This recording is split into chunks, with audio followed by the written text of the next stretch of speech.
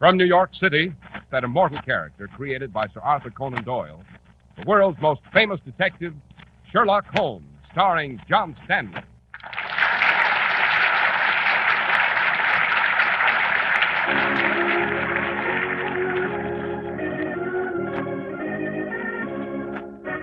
This week's story, The Adventure of Black Peter. Watson? Yes, Holmes? Hang on that meat hook, will you? Oh, very well, Holmes. But dash it, what are you up to? Step to one side, my dear Watson. I shouldn't want any blood to spatter on you when I plunge this harpoon into the flesh. Holmes, what on earth? Observe how murder is done, Watson.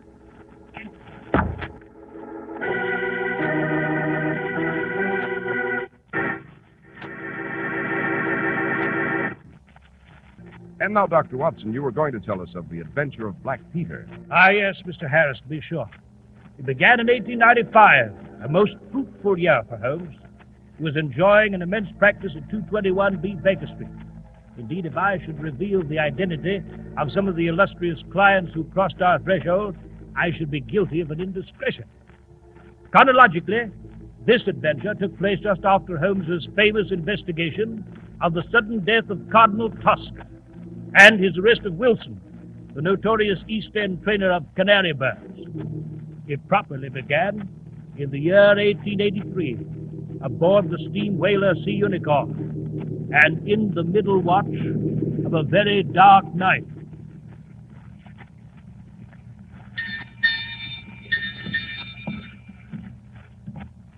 Evening, Mr. Nelligan. Eh? Oh, it's you, Captain. It was so dark here on deck, I couldn't tell who it was. I've been looking for you, Mr. Nelligan. You have? Aye. You'll be interested to know we sight the Shetland Lights in 2 days. Excellent, Captain, excellent. That's good news to a landlubber like myself.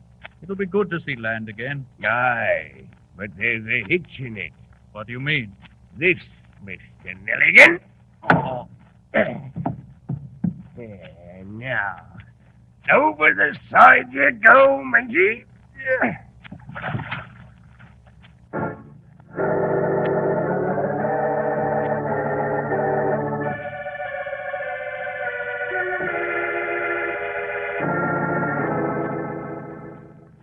So, it's been 12 years since we sailed the Sea Unicorn, eh, Skipper? Aye. And all that time I've holed up here in this cabin in the Sussex woods. Nice and peaceful like. You come a long way to see your old captain, matey. Here, have another drink for old time's sake. Aye. For old time's sake. For good old 1883 and the Sea Unicorn. Ah, now, there was a ship, the best steam whaler ever to make way out of Dundee. Aye, and it's many a blubber whale we harpooned from her, eh, matey? Aye. Drink up, then. Drink up. Nothing like good rum to warm the hearts of old shipmates, eh? I tell you, mate. Hold on. You ain't down your rum. No. Then why not? I changed my mind. Did you now? Never known you to turn down good rum afore, mate. I'm turning it down now. What do you mean? I've known you too long to let you trick me, Black Peter. I didn't come here to pass the time of day. I got a little business to talk over with you, nice and quiet. And I'll need a clear head to do it. So, you got a little business, eh, mister? What business? A certain tin box once owned by a passenger aboard the Sea Unicorn. What are you talking about? A mental man named John Nelligan, Skipper. John Nelligan? Aye. They say he fell overboard one dark night in the middle watch. But I say different. I say he was tipped by the heels and thrown overboard. You do, eh? I do. You see, I was aft.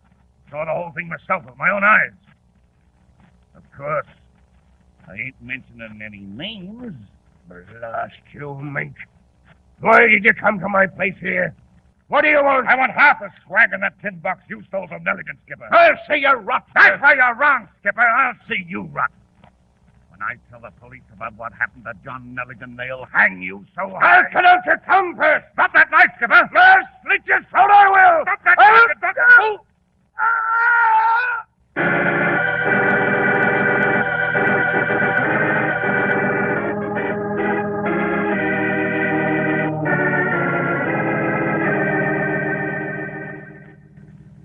Watson, you know the county of Sussex, of course. Hey, Holmes, Sussex? Yes, of course I do. What about it? We're journeying there on the 10 o'clock train, my dear Watson. Specifically to a little place called Woodman's Lee near Forest Row. Here we are. Why? I'm in receipt of an urgent and long telegram from my young protege with the official police, Inspector Stanley Hopkins. He admits to complete bafflement in the procedure of his duties and begs us to repair there with all possible haste. Then there's more to this than just the scenery in Sussex, eh? There is indeed, Watson. To be exact, murder. Murder? Yes. It seems that a certain retired sea captain, one Peter Carey, has been mysteriously stabbed. Knifed, eh? I did not say that, Watson. Well, my dear Holmes, you say the man was stabbed, but not knifed? Precisely, Watson. And this is what gives the case an altogether intriguing and refreshing aspect. Peter Carey was stabbed and pinned to a wall, not by a knife, but by a harpoon.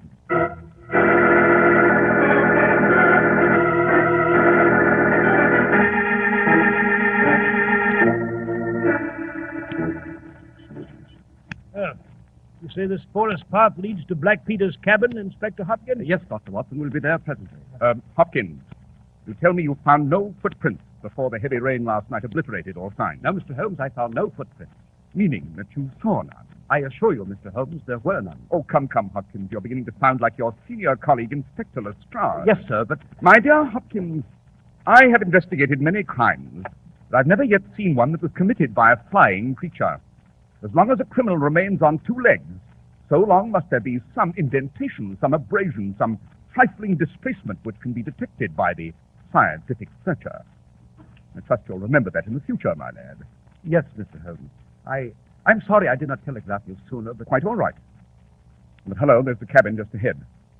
Perhaps we may be able to lean heavily on what we find within.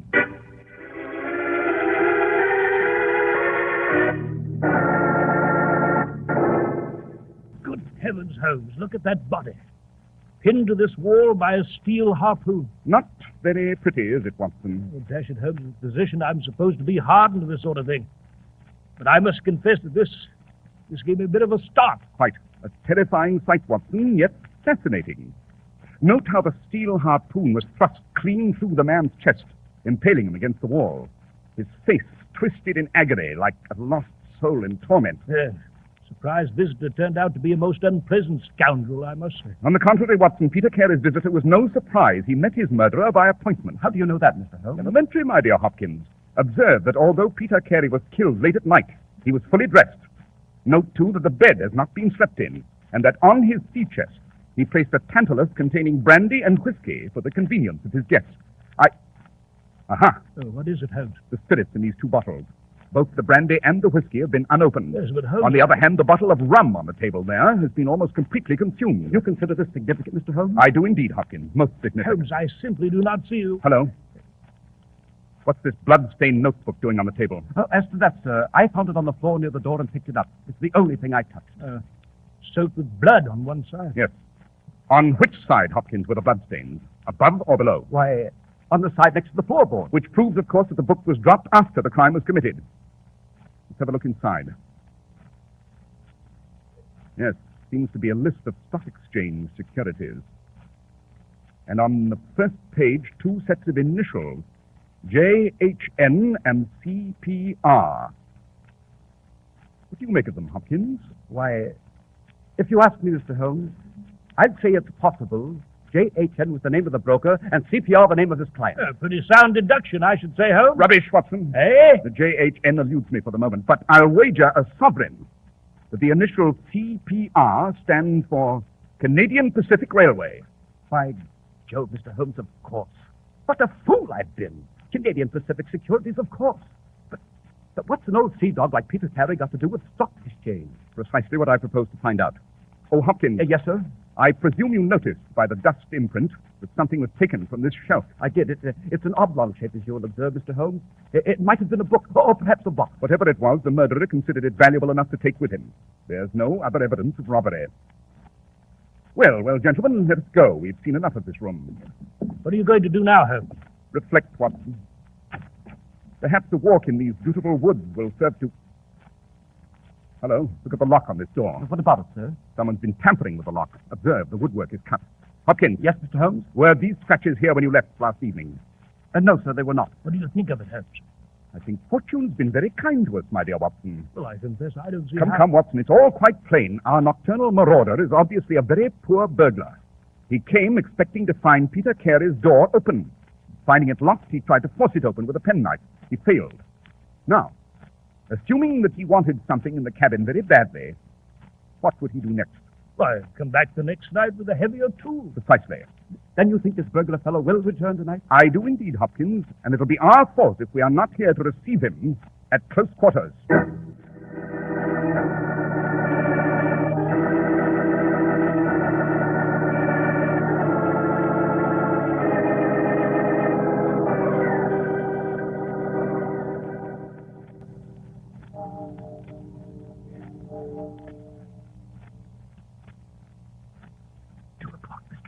Yes, so it is, Hopkins. And the fellow hasn't shown up yet. Patience, Watson, patience. I must confess that lying in a Sussex bush for 5 hours on a cold, damp night like this isn't to my taste, Holmes. That old leg wound of mine is beginning to pain. I regret that this long and melancholy vigil is so uncomfortable, my dear Watson, but we may yet hope that... Aha, someone's at the gate. Down low, both of you, he's coming. Yes.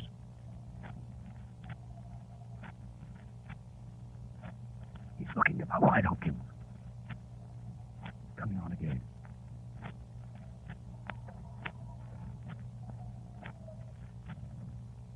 He stopped at the cabin door. Yes.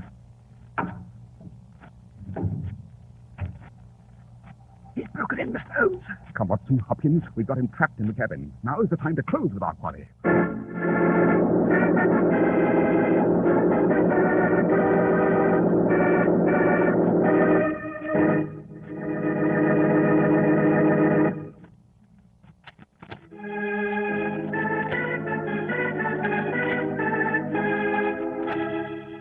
And now let's return to our story, Dr. Watson. Well, Mr. Harris, we poured into the cabin and found a frightened youth who put up no resistance whatsoever. He had one of Black Peter's logbooks in his hand, dated August 1883, when Inspector Hopkins snapped the handcuffs on him. He was a frail youth, obviously a gentleman, and so frightened he could hardly speak. Now, my fine fellow, who are you? Inspector, if you imagine that I had anything to do with Captain Carey's death, you're wrong. Believe me, I'm innocent. Suppose you tell us your name. It's Nelligan. John Hopley Nelligan. Indeed. And the initials would be J.H.N. What do you think of that, Mr. Holmes? I'll digest it later, my dear Hopkins. Now then, Nelligan, your name has a familiar sound. I seem to recall it in connection with financial circles in London. Yes, my father was a partner in the banking firm of Dawson and Nelligan. By Jove, Holmes, I recall it now. The West Country bankers who failed for $1 million and ruined half the county families in Cornwall. Yes. And it seems to me your father disappeared with some of the securities. It's a lie. He simply needed time to realize them and pay back his investors. It's true he fled with a tin box of securities, but he left a list with my mother and swore that he would come back with his honor cleared. And where did your father go, Nelligan? He started in a small vessel for Norway in August of '83. Then we never heard from him again. Aha, but later the securities he'd taken with him turned up in the market. Yes, Mr. Holmes. That's just what happened. I spent many months tracing the original seller, and finally I discovered that he was Captain Peter Carey, otherwise known as Black Peter, one of the Sea Unicorns. Now we're getting somewhere. The distance between a disappearing banker and a sea captain pinned to a wall with a harpoon has shrunken considerably, eh, Watson? So it seems, Holmes. So it seems. How do you think Black Peter acquired your father's securities, Nelligan? That's why I came to the cabin to find out. I suspected some sort of foul play. So you came to Peter Carey's cabin and found him dead. You then checked the logbooks for August 1883, hoping for a clue to your father's disappearance. And you found none. No, the pages for that month have been ripped out of this logbook. Mr. Holmes, Yes, Hopkins? with your permission, I'll ask young Nelligan here a few questions. By all means, Hopkins. I've quite finished. Now then, my lad. You came to the cabin last evening, but you could not break the lock. Is that correct? Yes, Inspector, that's correct. And you were not in the cabin before that? No, sir. Then how do you account for this notebook with your initials J.H.N.? I don't know. I thought I lost it at the hotel. We found it at the scene of the crime. It was covered with blood. It proves that you were there at the time, that you quarreled with Peter Carey, you took down the harpoon from the wall, ran him through, and in your fight, dropped the book. No, Inspector, that's not true. It's not true, I tell you. You tell us a cock and bull story of wanting to see a log book. What you wanted was to recover this blood-stained notebook. You knew it was evidence of the hangman's noose. Inspector, for the love of heaven, I tell you I'm innocent. I swear it. Perhaps the lad has something on his side, Inspector. Then let the jury decide that, Mr. Holmes. On the face of the evidence, Nelligan, I am arresting you for murder.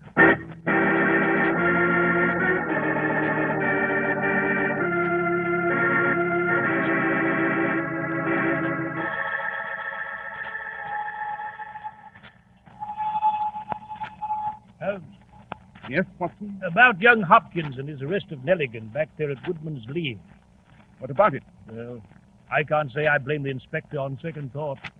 That blood-stained notebook is certainly damning evidence. And certainly Nelligan had a motive. It seems clear that Black Peter did away with his father, stole the securities, and... Oh, rubbish, Watson. Eh? Frankly, I'm disappointed in Stanley Hopkins, and his methods do not commend themselves to me. They smack too much of Lestrade. I had hoped for better things. But the blood-stained notebook, Holmes, on the scene of the crime, and Nelligan's strange return... Granted, my dear fellow, but one should always look for a possible alternative and provide against it. It's the first rule of criminal investigation. Well, I confess I'm confused. Are you, Watson? Are you indeed? Then let me ask you a question. Would you say young Nelligan was a big and powerful man? Why, no. No, bigger or stronger than myself, for example. I should say he was less sturdy than yourself, Holmes. But dash it, what's all this got to do with... In an hour, Watson, I hope to demonstrate to your own satisfaction that young John Nelligan could not possibly have murdered Black Peter Carey. I see. Oh, hello, here's Paddington Station, Holmes. Quite. But this time, Watson, we shall stay on the train and change for the east end of the docks. Eh, why? There's a certain shop on Ratcliffe Highway near Commercial Road East and the Shadwell Fish Market. It excels in accessories for the fishermen. And I wish to make a purchase there. A purchase? Good Lord, Holmes, what kind of purchase? A harpoon, my dear Watson.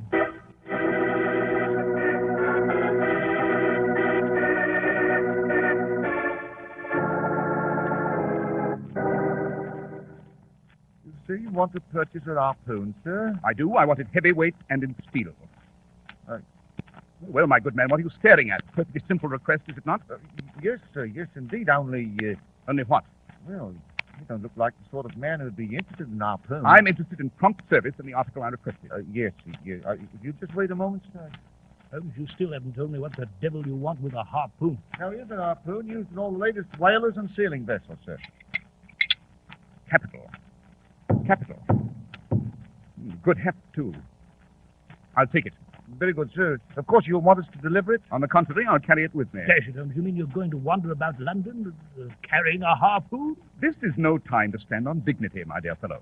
Come, let's be off to see our old friend Allardyce. Allardyce? You mean Allardyce the butcher? Exactly, my dear Watson.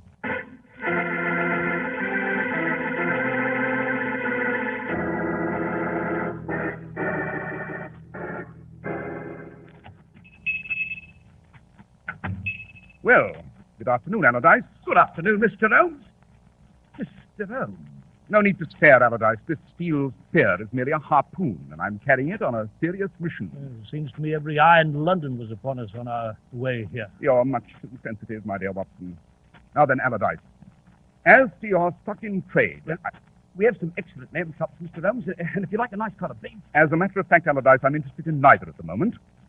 What I want is a dead pig. A dead pig? Holmes, what the deuce? You must have a pig carcass hanging somewhere in your back shop, Allardyce. Oh, yes, Mr. Holmes. As a matter of fact, I have, but... Then I should like the pleasure of meeting this porker. At once.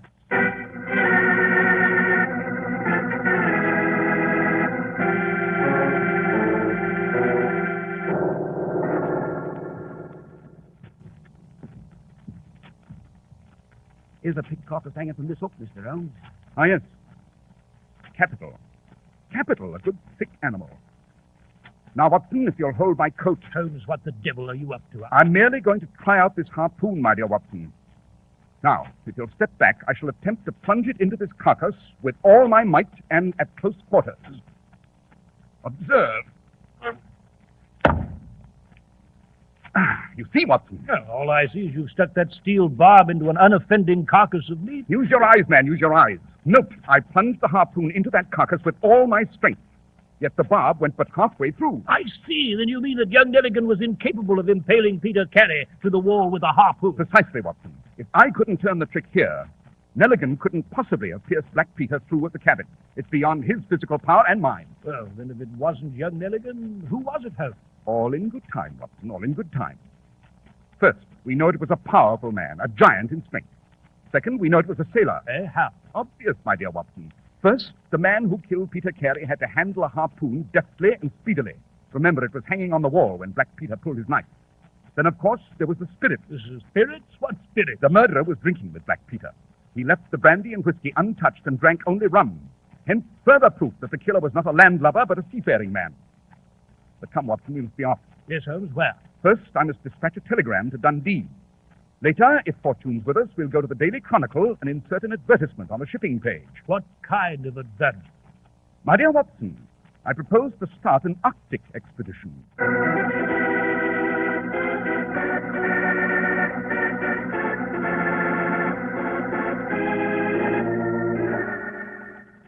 You'll excuse me, Mr. Holmes, but why did you ask me here at Baker Street this morning? My dear Hopkins, I propose to make your journey here quite worthwhile. Oh, indeed, Mr. Holmes, how? I expect that the murderer of Peter Carey will be here shortly to pay us all a call. What? Rather an interesting surmise, eh, Inspector? I can't see I can go along with it, Mr. Holmes. I have my murderer already, young Mr. Nelligan, and the evidence to convict him before a jury of his peers. Do you indeed, Hopkins? Yes, sir. I have my man. But are you sure you can produce yours? Quite. You see, Hopkins, I advertised for the murderer to call on me. You what? I don't blame you for being properly confused, Inspector. Heavens knows I was. Someone's coming up the stairs. Open the door, Watson. Very well, Holmes. I'm sure this is our man. His step sounds like the tread of a giant. My name is Patrick Cairns. I have your advertisement here. Are you a harpooner? Aye, sir. 26 voyages. What ship? Sea Unicorn, out of Dundee. Very well, Cairns. The berth's yours. Now, if you'll just sign here on the desk. Very good, sir. I'll sign it. Hopkins, Watson, help me pin him down. Hey, what's this? Try to hang me, would you? Look out, Holmes! And this man is as strong as a bull. Put Hopkins, the handcuffs tight, Mr. Holmes. All right, my man, that'll do. You're dealing with the law here. What is this? What's the meaning of this? You might call it an arrest, Cairns. To be specific, I'm afraid we must detain you for the murder of your old captain, Peter Carey.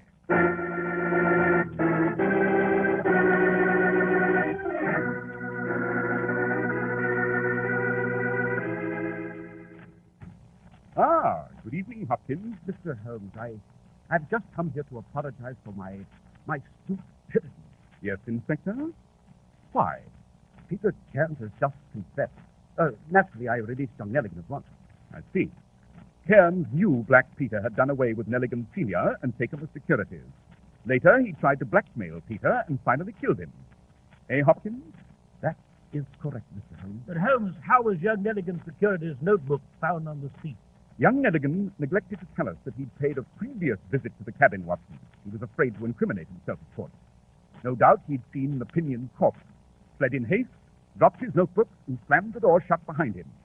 And later he returned to find it locked. That's the way it was, Mr. Holmes. Exactly the way it was.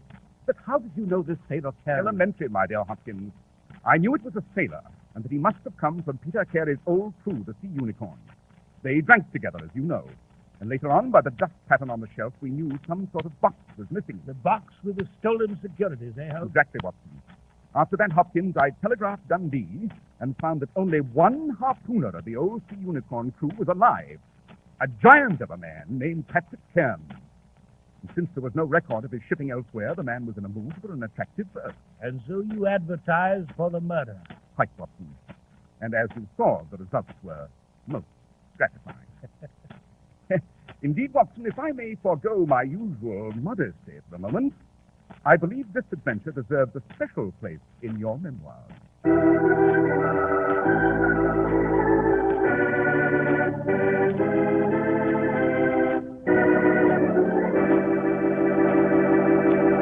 And so it does, Dr. Watson, but how did John Nelligan Sr. appear on the Sea Unicorn? Well, Mr. Harris, his yacht foundered in a storm. He was picked up by Black Peter's vessel and only survivor.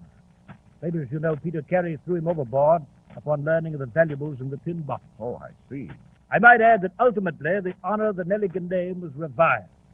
And shortly thereafter, Holmes and I went to Norway on a well-earned holiday. I would say you had it coming to you, Doctor.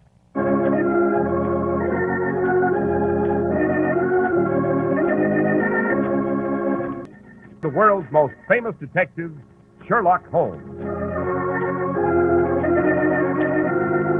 Our stories are based upon the character Sherlock Holmes, created by Sir Arthur Conan Doyle, and the program is produced and directed by Basil Rathbone. Sherlock Holmes is played by John Stanley, Dr. Watson by George Spelvin. This week's story was written by Max Erich with special music by Albert Berman.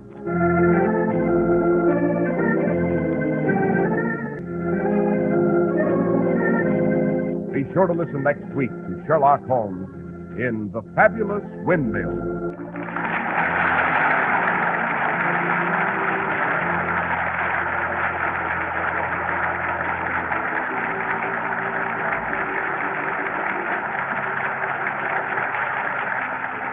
This is Cy Harris speaking. This is the Mutual Broadcasting System.